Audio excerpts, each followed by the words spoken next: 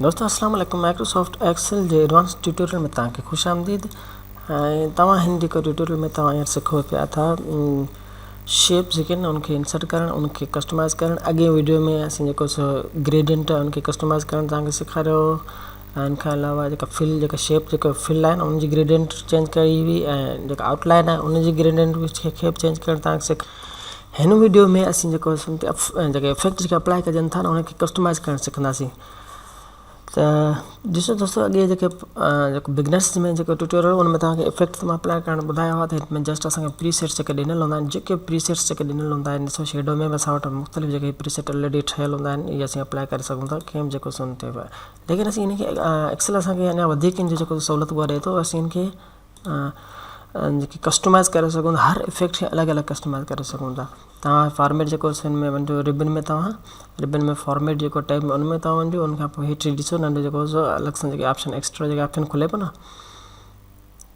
Format shape, इन ते click कजोसि। हीअ ऑप्शन अगरि तव्हांजे खुली वेंदा हलिया।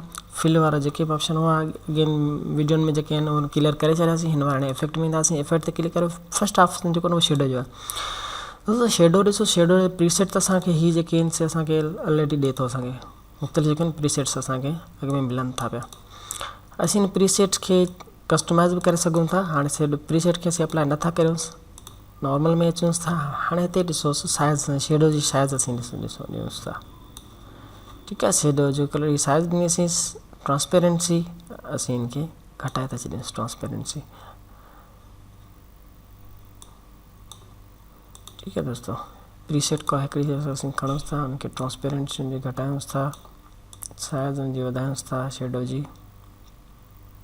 छो तो पहिरें में जेको नो शेडो सिलेक्ट थियल हो, हीअ नो शेडो जो न शेडो, नो शेडो में त असां कुझु न कंदो, लेकिन असीं चाहियूं था शेडो हुजे। हाणे शेडो में ॾिसो हीअ जेको हार्ड आहे हिनखे थोरो ब्लर करियोसि।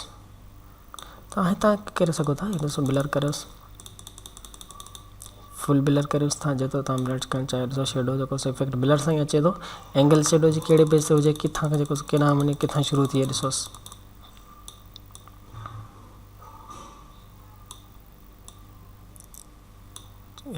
ॾिसो हींअर कहिड़े बेस ते एंगल आहे, राइट ऐं बॉटम। बॉटम राइट ते असांजे एंगल आहे। डिस्टेंस जो डिस्टेंस केतिरो जेको शेप खां जेको शेडो केतिरो परे थी बीहे, ॾिसोसि।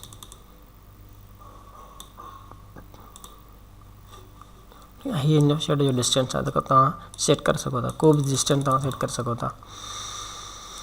ट्रांसपेरेंसी मीन्स केतिरी जेको ॾिसो पोयां ट्रांसपेरेंसी तव्हांखे हिते शेडो ॾिसो केतिरो क्लियर थिए पियो। अच्छा, एंगल असीं जेकॾहिं थोरो घटायूंसि था,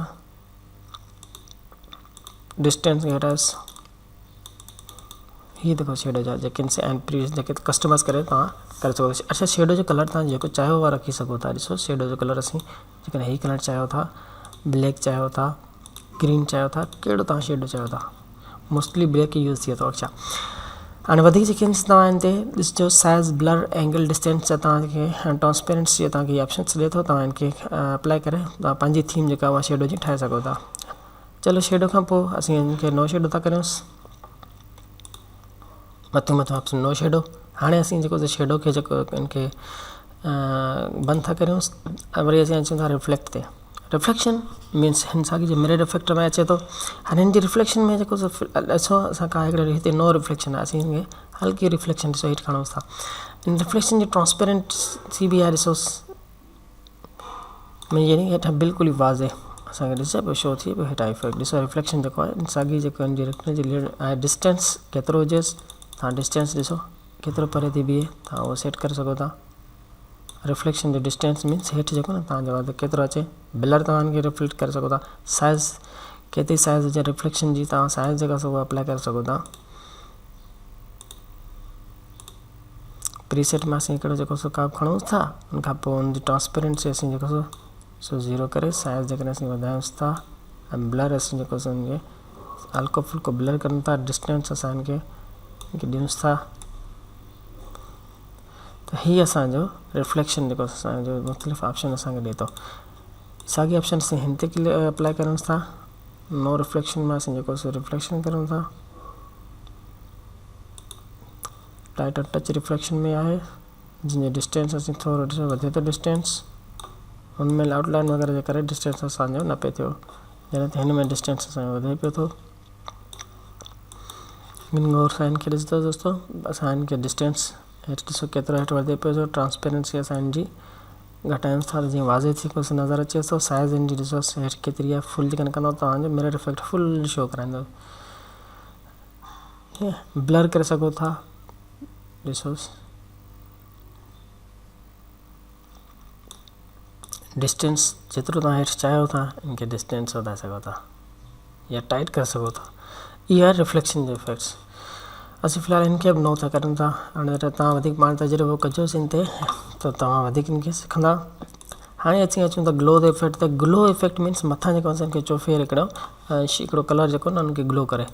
अच्छा, ग्लो जी हिकिड़ी का फ़िलहाल सिंपल का प्रीसेट खणूं था। प्रीसेट खणण सां असांखे इहो थी वेंदो त हेठां जेके ऑप्शन्स हूंदा आहिनि, छो त ग्लो जेको फ़िलहाल नो ते हूंदो आहे, असीं हिकिड़ी प्रीसेट खणी इनखे ऑन करूं था। ऑन करण खां पोइ इनजी आहे साइज़ आहे। साइज़ ॾिसोसि, तव्हां साइज़ वधाए सघो था। ट्रांसपेरेंटी मीन्स केतिरो वाज़े हुजे या केतिरो डिम हुजे। कलर तव्हां जेको तव्हां चाहियो कलर तव्हां चूज़ करो। हीअ असांजो जेको ग्लो जो इफेक्ट आहे। ग्लो में असीं चलो ही कलर जेकॾहिं खणूंसि था ग्लो में, ॾिसो या वाइट खणूंसि था। पर वाइट आई थिंक केतिरो वाज़े न थींदो, छो त ऑलरेडी बैकग्राउंड कलर वाइट आहे न, उन करे वाइट असांखे वाज़े न कंदो।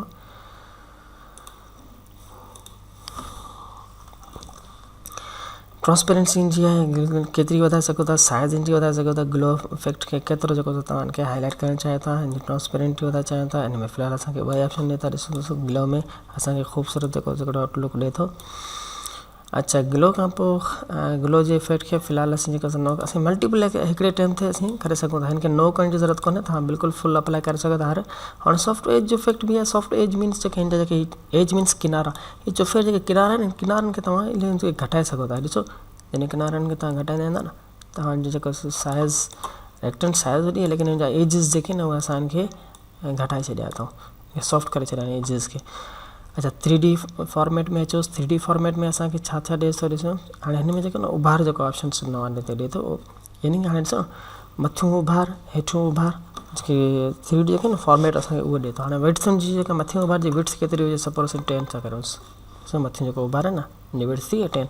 अच्छा, हेठियूं उभार जी अच्छा हिनजी जेको हाइट आहे न, हाइट घणी था करूंसि। चलो हाइट हिनखे 5 हाइट ॾिए था छॾियूं। 5 हाइट ॾेई छॾियोसीं। अच्छा, विड्थ इनजी आहे जेको बॉटम जेके हेठियूं जेको उभार आहिनि उनजी असीं घणी था छॾियूंसि। चलो उनखे 20 था ॾेई छॾियूंसि। उनजी हाइट असीं जेको 6 ओके आहे, ठीकु आहे, रखी था छॾियूंसि। हाणे ॾिसोसि हिन में इफेक्ट ॾिसोसि केतिरो हिन में उभार अची वियो, उभरियल जेको असांखे लॻे पियो हीअ शेप।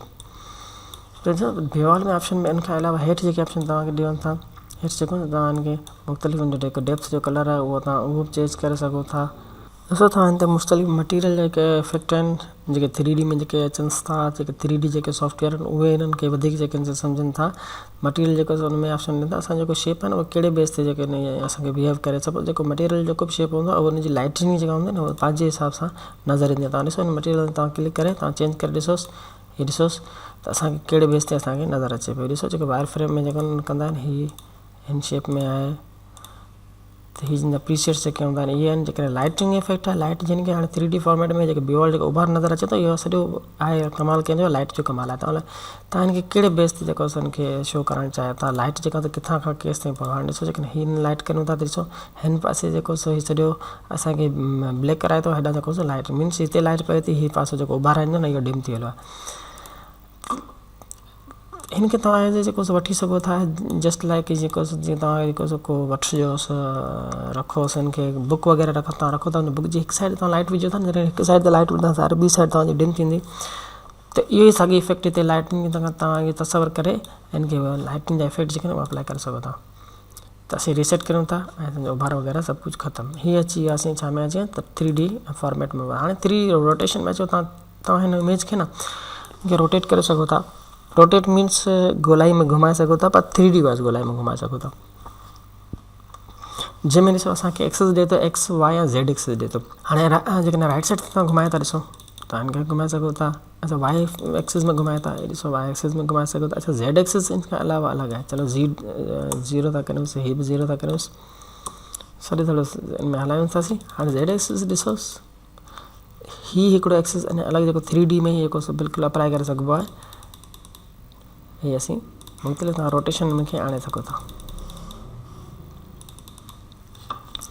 अच्छा, हिन टेक्स्ट जेको आहे न, टेक्स्ट बि गॾु इन सां गॾु रोटेट थिए पियो, छो त इन सां गॾु हले पियो। असां कीप टेक्स्ट फ्लिट कंदासीं न, त टेक्स्ट असांजो उते ई रहंदो ऐं ख़ाली असांजो जेको शेप आहे न उहो रोटेट कंदो।